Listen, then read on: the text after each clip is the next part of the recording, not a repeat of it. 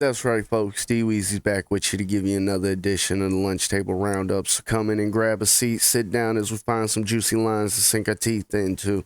Now, if you see, look at the top of the screen, you see I'm 7-4-1 in my last 12, currently up 5 units. If you've been riding with me the whole way, you've been growing that bankroll a little bit. Now we're gonna look to put a few more bangers on the scoreboard today. So let's slide over and see what we got on the menu. Now, we will be focusing on some game totals in the matchups I have for today's slate. We still have MLB action going nonstop. We got games playing all day, and I'll be targeting one of the early games, and that would be Philly versus Atlanta game total over 7.5. I do think this number will be reachable. Both teams have been trending towards the over in recent games. As far as the pitching, starting pitchers, I think both pitchers are capable of giving up multiple runs within that first 5 stretch. I think this 7.5 is a reachable number. As I said, both teams are trending that direction. Atlanta in their past 7 games versus the NL East, they've gone 6-0-1 towards the over. In Philly's last 4 versus the NL East, they've gone 3-0-1 towards the over.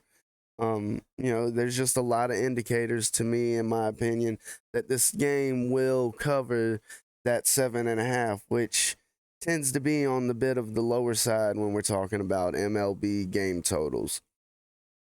Now, for our next game, as I said, we will be focusing on a couple game totals in this episode.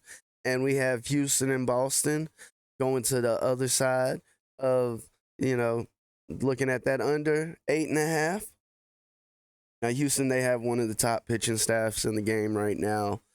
And I think that'll be a major factor in this game as far as staying under that 8.5. I do think their starting pitching can shut down the bats of Boston, who have been struggling a little bit since coming back from the All-Star break.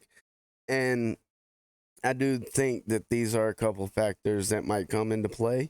Houston is 6-1-1 towards the under versus the AL East. As well, they're 4-1 in their last 5 versus right-handers, going to towards the under. Boston on the other side, they're going towards the under, 5-1 in their last 6. The unders hit 5-1 of their last 6 versus teams with winning records. As I said in the first slate, where you have a variety of multiple indicators that are pointing one direction. There's no harm in following that trend. And here with Houston and Boston, we've got a number of indicators that are trending towards the under, that this under 8.5 might be the way to go. And that's going to be the way that I'm targeting these game totals and these plays. I'll be on, as I said, I'll be on the game total under 8.5 for Houston and Boston. And in that Philly Atlanta game as well, I'll be on, the over there. As I've said before, I might tend to be a little bit of an under better. It has that built-in sweat factor, but I'm made for the heat and I can take it. So definitely come along for the ride if you like my plays. Smash that like and subscribe button. Drop comments. Let me know what plays you're looking into.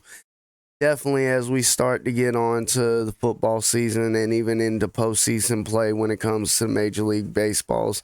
Tell me what you think about that trade deadline and some of the moves we saw happen. Me personally, as someone sitting with a World Series ticket for the Padres from preseason at plus 1,400, I'm not exactly upset about them getting Juan Soto. So, everybody out there, take care.